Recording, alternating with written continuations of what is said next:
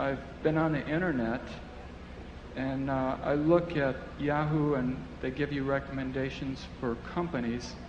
And when I search for Berkshire Hathaway, it shows that nobody is recommending Berkshire Hathaway. What seems to be the problem in lack of recommendations? Well, we're not recommending Yahoo, incidentally, either, but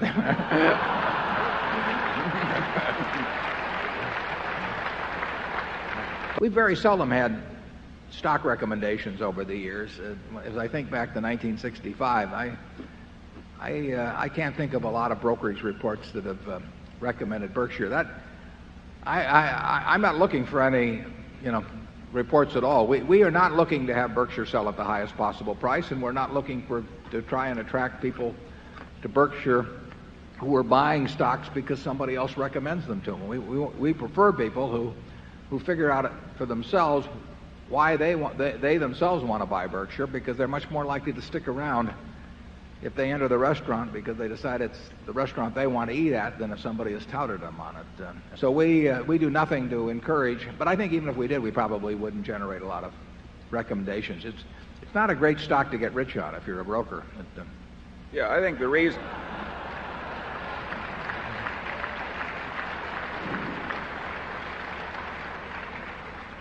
we prefer, we've got some good institutions as holders, including one that's run by a very good friend of ours, but frankly, it's more fun for us to have a bunch of individual shareholders, and we think that individuals are much more likely to join us with the idea of staying with us for as long as we stay around. And frankly, we think they're often less rational holders than we get with individuals. I'd like your advice on how to understand annual reports, what you look for, what's important, what's not important, and what you've learned over the years from reading thousands of reports. Thank you. Well, we start by looking at the reports of companies that we think we can understand. So then we see from that report whether the management is telling us about the things that we would want to know about if we owned 100% of the company. And when we find a management that does tell us about those things and that is candid in the same way that a manager of a subsidiary would be candid with us and talks in language that we can understand, it definitely improves our feeling about investing in such a business, and the reverse turns us off to some extent. So if we read a bunch of public relations gobbledygook, and we see lots of pictures and no facts,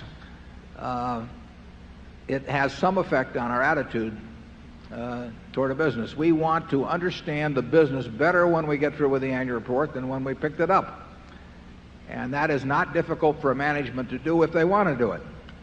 If they don't want to do it, we think that is a factor in whether we want to be their partners over a 10-year period or so.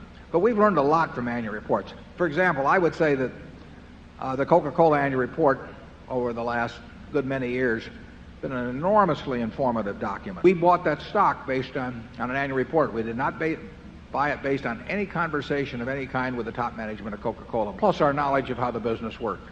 Charlie?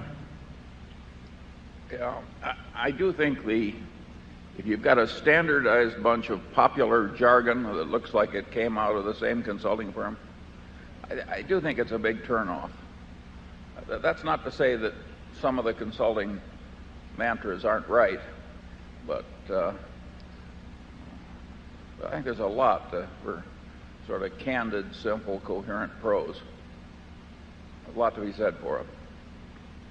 Almost every business has problems, and we just assume the manager would tell us about them. We would like that in the businesses we run. In fact, one of the things, we give very little advice to our managers, but one thing we always do say is to tell us the bad news immediately. And I'm positive it's the best policy, but a lot of companies, for example, have investor relations people, and they're dying just to pump out what they think is good news all the time, and they have this attitude that that you've got a bunch of animals out there to be fed and that they're going to feed them what they want to eat all the time. We try and stay away from businesses like that. What you seldom see in an annual report is a sentence like this: "This is a very serious problem, and we haven't quite figured out yet how to handle it." But believe me, that is an accurate statement much of the time.